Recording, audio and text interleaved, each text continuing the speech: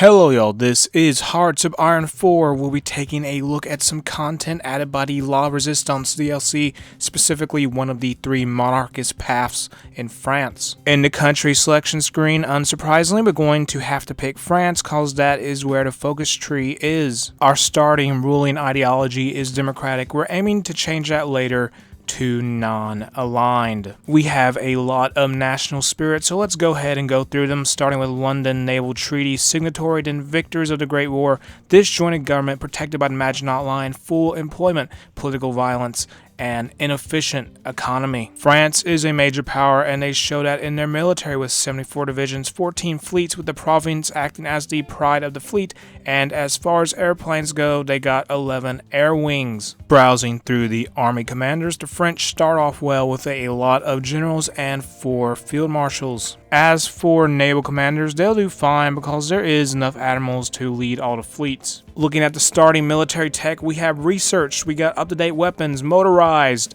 up-to-date light tanks, basic heavy tanks, basic artillery, and anti-air. Meanwhile, in the aircraft department, we got close air support, basic fighters, basic naval bombers, and 1936 year tactical bombers. In the focus tree, let's begin with revive the national bloc, then go down and do utilize the leagues, and the one that will send us down the monarchist path, the Council of Rambouillet. In the decisions tab, we got a few interesting things like the naval treaty section. We can prospect for resources, and we can even dismantle the Maginot Line, but that would be crazy. What is someone going to do? Go around it? Hirohito announces that the country of Japan is abandoning the naval treaty. How unfortunate, but sadly they probably won't be the last one to do so. Communists in the government, we can be for the idea or against it. Let's go with the first option, named rather reform than revolution, which will cause communism to gain popularity. We got our own intelligence agency. Let's send our agent to the state of Brandenburg in the German Reich to build an intel network there so we can keep an eye on them. First it was communists in the government, now they are influencing foreign policy. In this instance we will go with the second choice, so we will lose base stability but make democracy more popular. In the focus tree, continuing along the path we want to go down, let's revise the constitution, then we will wait for a year and do repeal the law of exile. In the meanwhile, since we gotta do something else while the constitutional revision national spirit is active, let's ban communism, then start agricultural protectionism, do a couple more focuses, and top it all off with stimulate the dynamic market. The Spanish Civil War has broken out to our south. It's Republican Spain versus nationalist Spain as expected, but one interesting thing going on is that the nationalists are preparing the Carlist insurrection. We were going to do the more economic oriented focuses I stated earlier, but with the Spanish Civil War beginning, we might as well do the focus intervention in Spain. We got some decisions based around the Civil War, and let's invite as many countries as possible to the non-intervention committee. Germany joins it, the Soviet Union joins, let's ask Italy next and see what they say. They refuse, and we don't have enough political power at the moment to invite the UK. The Germans remilitarized the Rhineland. We can say this is an act of war. We'd get the British on our side, but we would fall into a civil war, so let's just reluctantly issue a diplomatic objection instead. Looking over to Poland, they're wanting to form a Baltic alliance, but at the same time they're at war with Lithuania, a Baltic state, so I guess they may not be included. Anarchist uprising in the Spanish Civil War. A new challenger has appeared in that conflict in the form of the Regional Defense Council of Aragon. Over in East Asia, there is a Japanese civil war going on with the Democratic State of Japan versus Fascist Japan. Another combatant in Spain's civil war, this time it is the Carlists, who make themselves the 4th faction in this grand battle, and other than that, Spain requests aid. Even though it makes communism more popular, we'll send them some in the hope that it prolongs the fighting. We no longer get the effects from the constitutional revision because it expired. This is terrific because it means we can do more of the political focus path we want to do. As for who is winning the civil war in Spain, it seems a little too close to call at the moment. The Spanish Directory has grabbed a lot of territory, but they may overextend themselves, while the other 3 factions haven't lost enough land to clearly lose as far as I can tell. So that's what Poland was trying to do. By taking out Lithuania, they were able to go and revive the Polish-Lithuanian Commonwealth from the 18th century. In the focus tree, let's do 2 focuses. First, the legitimate heir, then secure the crown of Spain.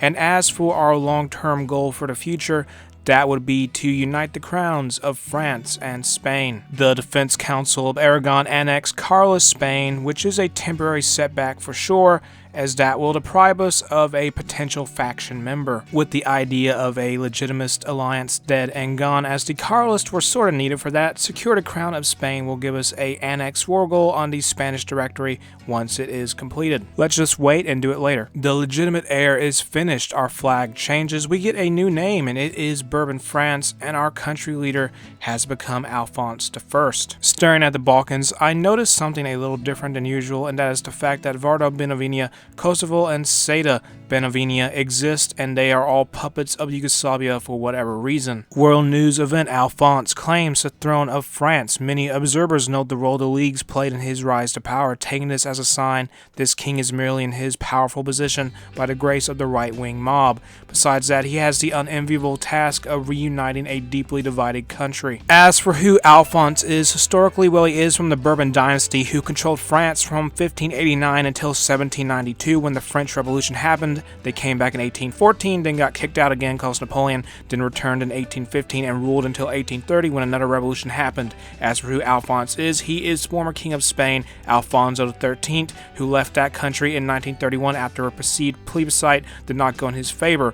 Notably, at the time, he did not formally abdicate. While we keep a close watch on the nearby war, let's build up our military industry by doing the focus, begin rearmament. New development in Spain: the Spanish directory is annexed, greatly expanding the territory of the anarchist faction, who at this point just have to beat the Republicans to win the whole war. Even though Aragon is going crazy and pushing Spain, we're going to use our trump card, which is the focus, secure the crown of Spain. This will give us a war goal on them. We also want to do this now, because if we wait too long, they will win the war, and I think the cores will go away, and the final focus, unite the crowns, is very dependent on those cores of Carlos-Spain being in the country. In an effort to keep Spain alive until we can start our own war, we've sent them a group of volunteers to defend crucial areas. All of our troops are prepared. Let's declare our war. This will be monarchist France taking on anarchists. Besides the invasion coming from southern France, we've also set up a good number of naval invasions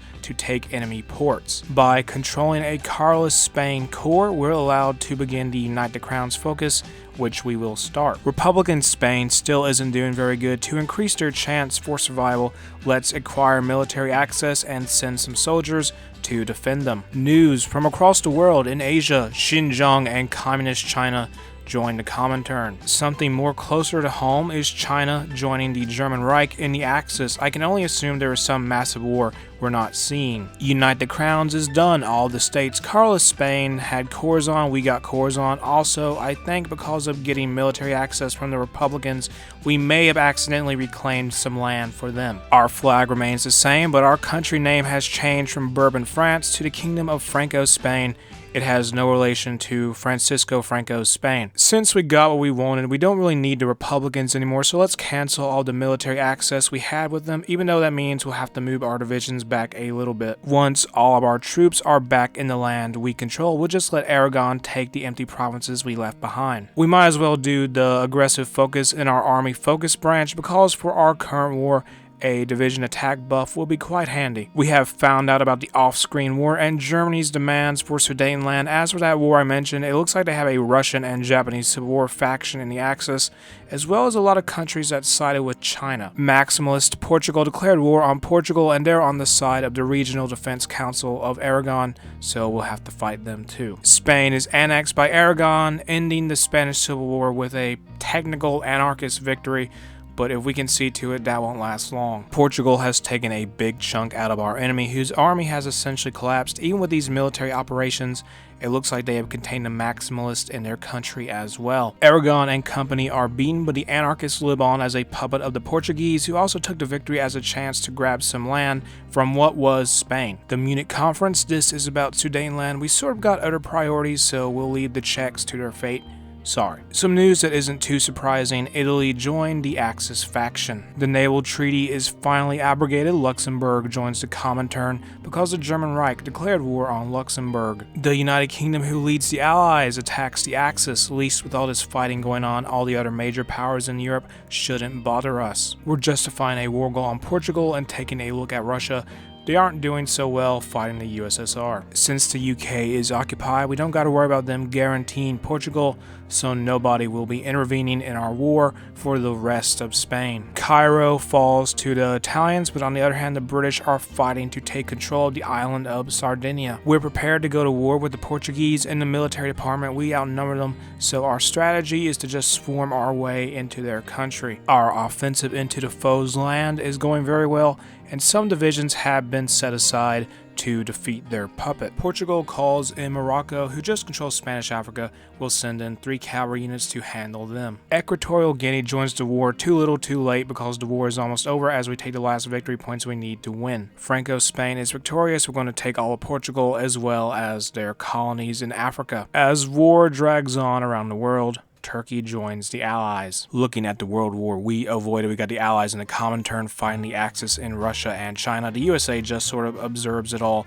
and the Axis was even able to get their side to win the Japanese Civil War. We managed to unite France and Spain, then expanded our territory beyond that. Although with that said, I'm sure this situation may be strange for the Spanish, who had the king who left 8 years ago return to power again. The video is going to end here. If you enjoyed the video, make sure to like and subscribe. If you haven't already subscribed, leave a comment. Have an awesome day. I'll see y'all later. Bye.